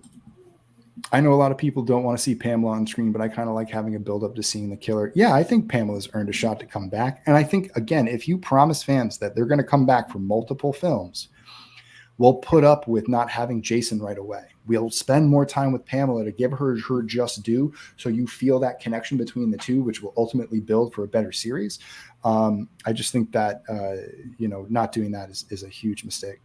I think CJ Graham finally gets acknowledged, and I think helped set the pace for Jason being undead. Yeah, of course. I mean, he was the first he's the first sort of zombie style Jason that sort of existed. And and he definitely, well, I say zombie and I hate that word, but he was the one that sort of undead, sort of wrinkled. Apparently, Joe Zito said that Jason was undead in his film, Ted. And I keep joking, like, yeah, Jason dies as a 12-year-old boy, and every time he dies, he gets older. You know what I mean? Like, he goes, like, in part 2, he seems still pretty young. He's not that big. He's 5'10", and all of a sudden he gets killed, and he wakes up as Richard Brooker, who is now, an older man who's stronger and bigger and bald. And then he gets killed again, and he comes back as Ted White, who's now twice that age, and growing hair again and has long black nails. It's like he rapidly ages to death by dying and coming back, which is a weird thing that sort of happened naturally by the people that they hired to do the film, which was just sort of an odd thing. So there. I hope one day to see Freddy versus Jason versus Ash on the big screen. The comic was okay, but it could be much better. I was actually trying to convince Warner Brothers Animation to seek out a way to do it in animation. Because we were talking about the comics, and we were talking about the way that, New Line and all the rights kind of work through WB and what they would be able to develop, because they were looking to develop in-house IP. And I was trying to sort of talk to, and they were there was interest in doing it. People wanted to do it. It's just that the rights are so crazy that it's just not that easy. Let's see. Everybody was giving blah, blah, blah, blah. Michael's in the 60s. There is hope. Yeah. Everybody was correcting me on Norman Bates. Thank you. I couldn't get that out of the mouth. I want to see Ghost Jason fight 2 ghost faces. He would win.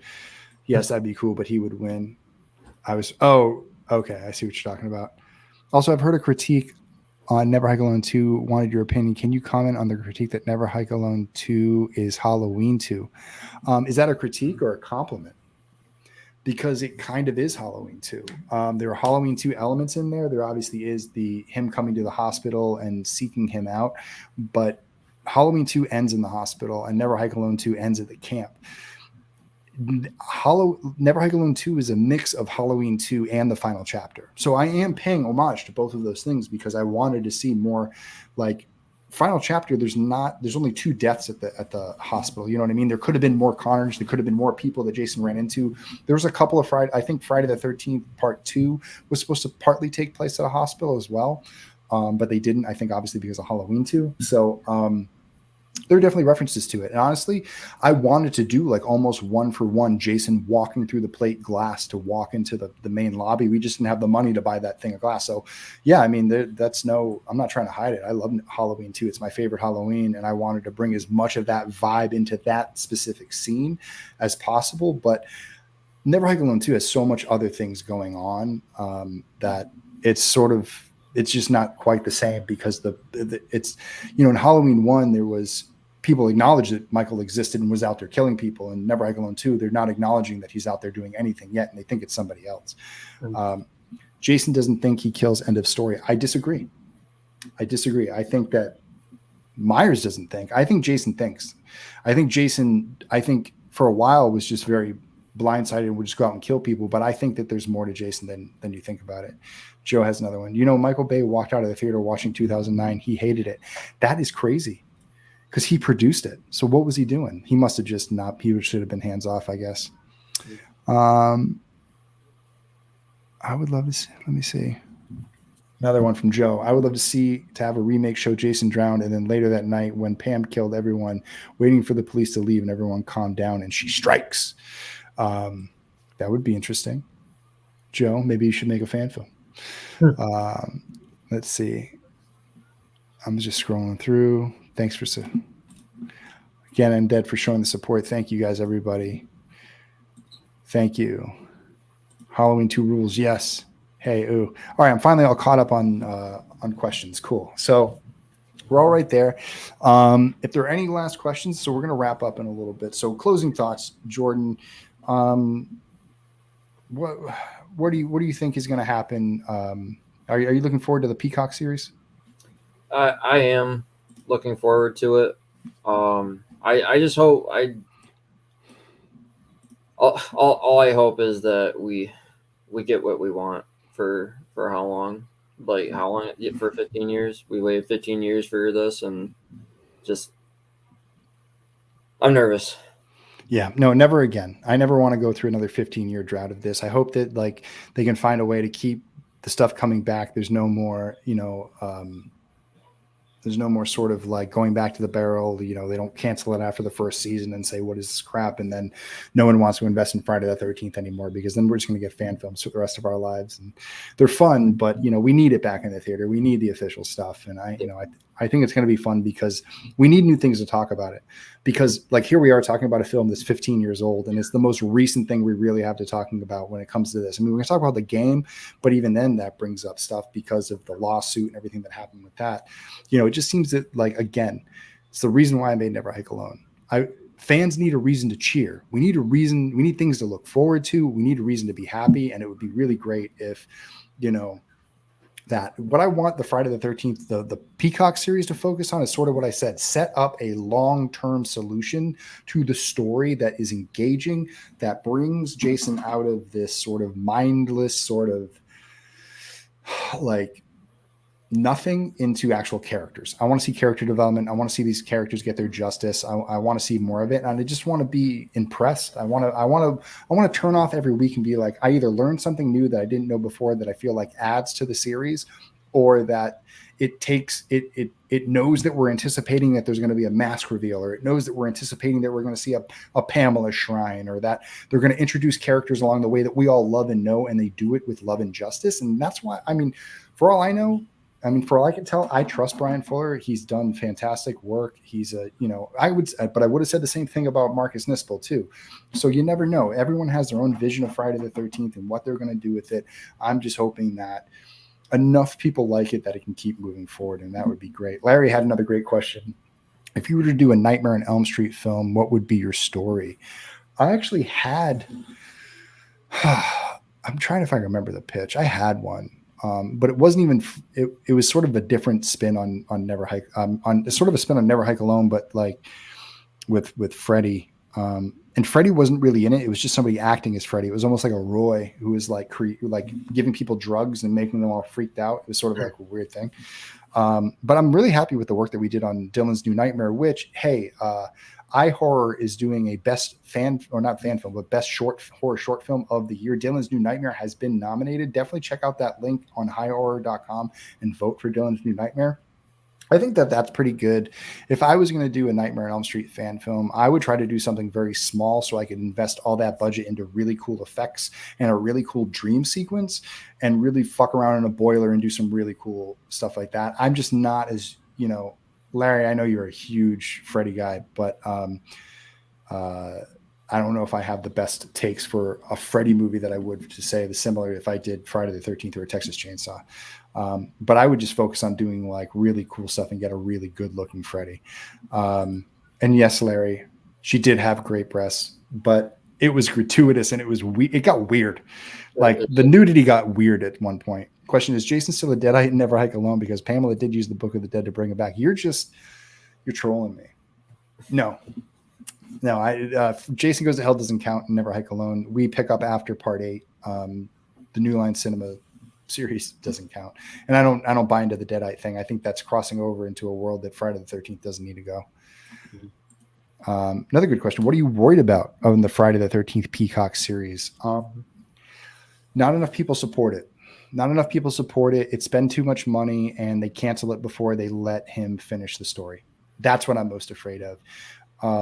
Other than that, I'm afraid of a lot of things. I'm afraid if they cast the wrong person in the wrong role, if something just doesn't come across, the best way, although I have the trust, I have a feeling they're going to do it. I'm just going to have that faith and I'm going to believe that until I see it. And if I don't love it, at least we have something to talk about. And I just hope it just doesn't. My biggest fear is that after this, they don't even try anymore. They don't see any worth out of the Friday the 13th franchise, which is very hard because Blumhouse tries to buy the rights every year, which would be instant. And do I want to see Blumhouse buy the rights? I don't know. I feel like they've gone to the well too many times with franchises. I think somebody else has to do it. I think that they did Halloween. They can't do both. It's kind of weird. Do you think A24 will try something new and unique with this revitalized hype for Jason? Yes. I think they're going to try something new. I think they're going to do some wild stuff.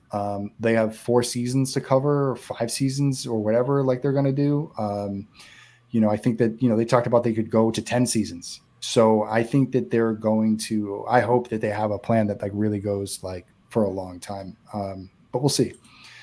As long as we get something, even if it's bad, we can still talk about it. Exactly. And that's the theme of tonight. I can't make a fan film, bro. I'm not smart enough because I'm a class A jack. Well, I'll help you. I live on this side of the country now. I can help. You guys ever think the fan base would like a very hardcore Friday the 13th? I mean, really violent, upsetting, like Wolf Creek, the TCM maker, the collector, stuff like that. I don't know. That's not Jason to me. How about you, Jordan? Do you want like a Terrifier the 13th? No, I can't. No, I don't see. I don't know. Friday the 13th ain't torture porn. I think we already got plenty of that. I think that the series has already done that style. Like, hey, we're just doing gore for doing gore, no story, blah, blah, blah. Let's just make a movie with Jason in it. I'm really adamant. And I think that, Jason can be brutal. Jason can do things. I think that like Friday the 13th should push the boundaries of what the effects team is doing. But I think if they really want to stand out, because there's other slashers out there doing the gore porn stuff. There's other slashers doing the mega slasher thing. Like that's their stuff. Friday the 13th has an opportunity to expand it. Like here's the best thing I could say. I want the Godzilla -1 of Friday the 13th. If I could sum it up as quickly as that, that's what I want. I want you to walk in being, oh, this is another stupid Godzilla movie, and walk out in tears and be like, I can't believe I just watched an Oscar-worthy movie that's called Godzilla -1. I want people to walk out and be like, I can't believe that was a Friday the 13th, which I think some people did for Never Hike Alone. They were like, I can't believe this is a fan film, and I can't believe this is a Friday the 13th. It had none of the stupid shit that's usually in Friday the 13th. This is better. I feel like a studio that takes that approach is going to win a lot more than someone going, what we need to do is cash in on this mega slasher craze because that's what the kids want, boobies and blood. And I just think it has such a short, like, that only goes so far in the box office, and that isn't going to give them the return that they want in the long run. Would you do a crossover with Freddy? What would the timeline or canon be? Everything before it went downhill. We would mix Dylan's New Nightmare with Never Hike Alone. We would do Wes Craven's New Nightmare Freddy in the world of Ghost Jason, where the entity exists in that world. We kind of got that figured out, I think, to a certain degree. We had a great story session about how that all works, but that's how we would tie it together. We would tie it together with Wes Craven's entity versus trying to make it Freddy per se.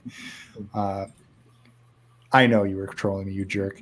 Crap, I forgot this, ran late to this. Hey, you're here now, but we are gonna go there. I'm concerned it goes Bates Motel.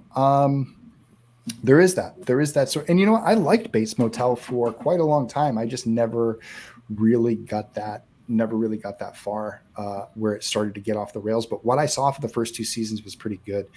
But Hannibal was great. So I'm basing it off of Hannibal, and Hannibal just kept getting better. So then it sucks that didn't continue. So it's interesting. Blumhouse needs to be kept away from Friday the 13th. I don't know. I know Ryan Turk. I know that he's a huge Friday the 13th fan. He was on set in 2009, I think for Fangoria, or who was he? I don't know if he was on for Fangoria. He had another website that he ran. I think he was there for them, but that was before he was at Blumhouse or any of that stuff. That's when he was just doing, he was just a writer. He was a reporter. But I know Ryan's got a good head on his shoulders, and he loves Friday the 13th. I can't be too crazy about him. Allie Girl likes my Terrifier the 13th comment. That's great. Other than yourself, who do you think would be a great director to tackle a new Friday the 13th? I think. How about you, Jordan? You got anybody off the top of your head? I think a guy by the name of Vincent DeSante. Other than me. I don't know. There's a lot of great directors out there. I think the guy who made maybe Adam Green. I think Adam Green made Friday the 13th, and that's the thing. He made Hatchet, which he already made Friday the 13th, and I feel like, is Hatchet how he would make a Friday the 13th? I wonder. I mean, I'm looking at people like, I would have loved to have seen David Bruckner's version. I think David Bruckner's got he's got a high budget eye with a low budget execution, which is great. And that's what you need. You need somebody who can take a lower budget that they're going to get for a new Friday the 13th, and they should keep it in like a relatively budget so they don't kill themselves in the back end, and make these repeatable projects that can be made. and expand the budget of that. I think that not Breck Eisner, Jeremy Saulnier, who did Blue Ruin and Green Room and Hold the Dark would be great. I feel like Gareth Evans, who did the Raid films, would be great. I think if you're going big budget style, I think Adam Wingard, who did, The Guest, and he did See Me Now or something like that. I'm forgetting it because I'm in the moment, but he would be good. He's obviously doing Godzilla versus Kong, and he did, Godzilla times Kong or whatever it is now, X Kong. But he would be good. There's lots of ones that are out there. I think you make a brutally gory Jason film without going the Terrifier route. I agree too. I think you can. I think that we tried to do it a little bit in Never Hike Alone 2. I wish we had more money to do some stuff, but I think that there's ways to expand it and come back, but keep the grounded nature without going silly, really. Same. I would love a Godzilla -1 level Friday the 13th film. Exactly. That's what I'm looking for. Are we ever going to get it? I don't know, but I would say that maybe we should get the director of Godzilla -1 to do the next Friday the 13th. That'd be great. What do I think Adrienne King is doing in Friday the 13th, 2023? Something. She seems to be heavily involved. I wish I got to talk to her about it a little bit more. I wish I would have known like this. I'm glad that Jason Rising didn't keep her from getting in the, that would have sucked. But it's pretty cool to work with Adrienne and now be able to talk to her about this when this all comes to fruition. But she's probably going to have some type of nice prominent role in the series, being able to either, play a version of either herself, or if she's,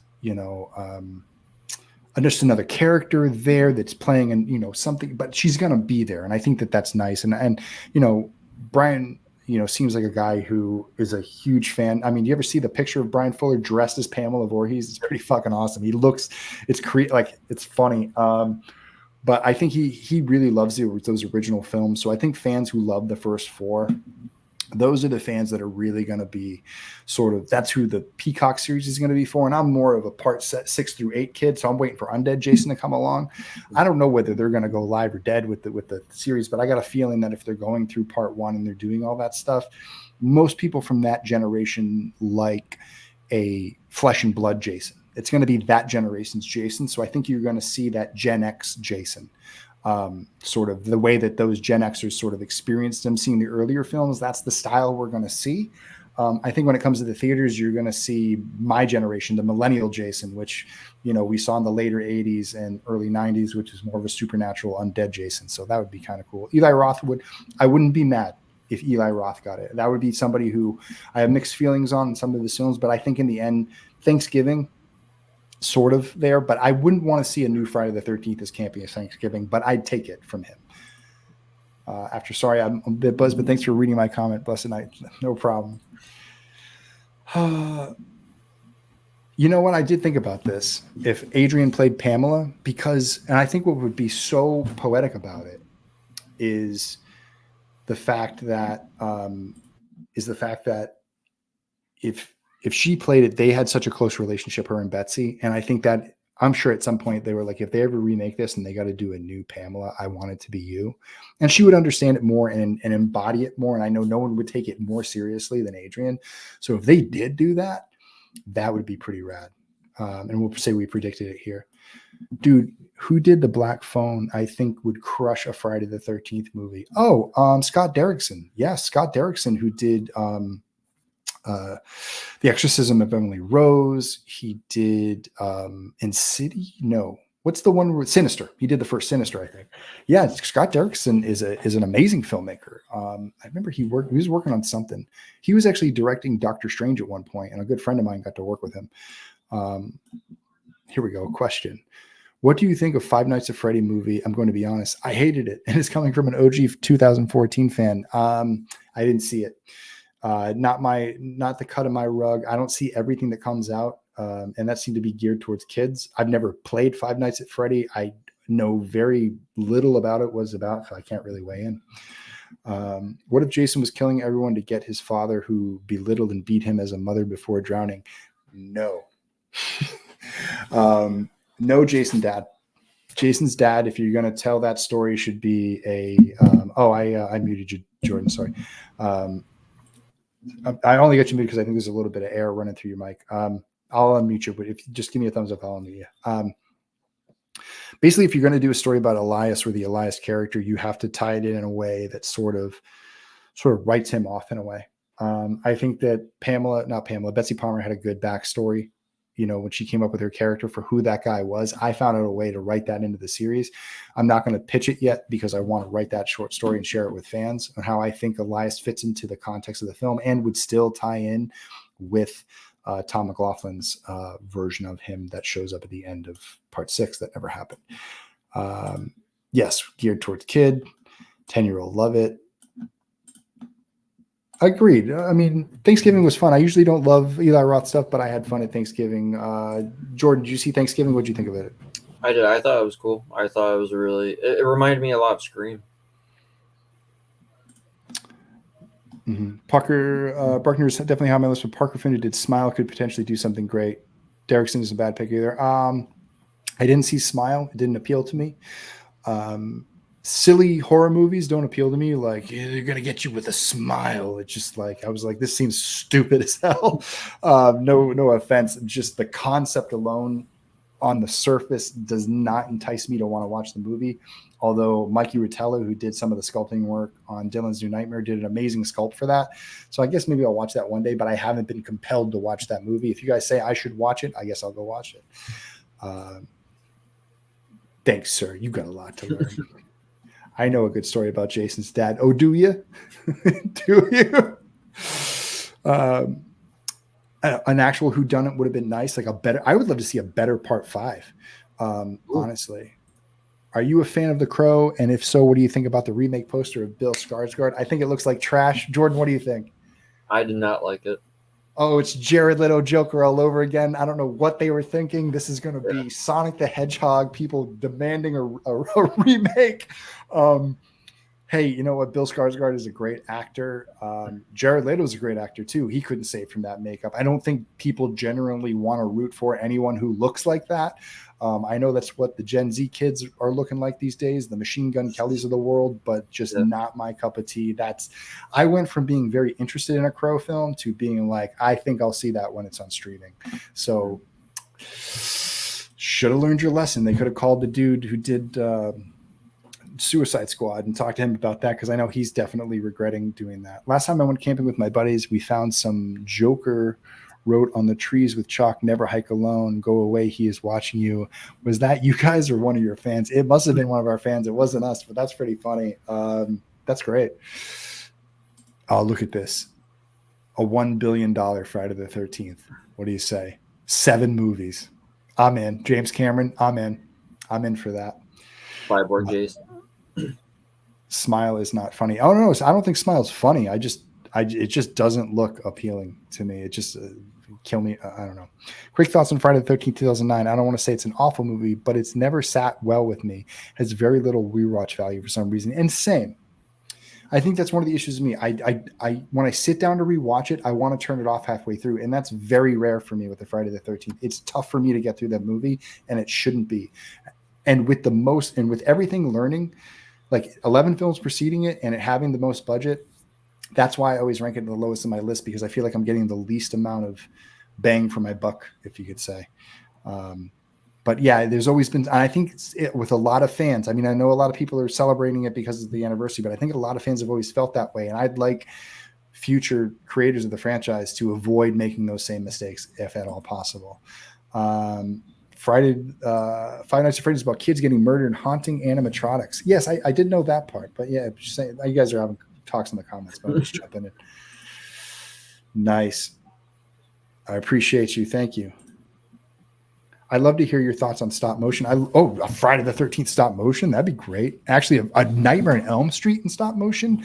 Now that would be something special. I would love to see that done. I think more stuff should be done that way. Again, I think that Warner Brothers has a very unique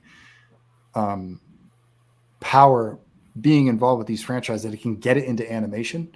And I think that Nightmare on Elm Street and Friday the 13th are two that could get into animation and do real damage there in a good way, meaning that they could be, they could make some people a lot of money. Let me see. All right, later, Sebastian. Thanks for hanging out. I hope y'all get the gig for the next theatrical Friday. Me too, man. I could use the paycheck. What would a James Cameron Friday the 13th be like? Oh, wow. What would it be like, Jordan?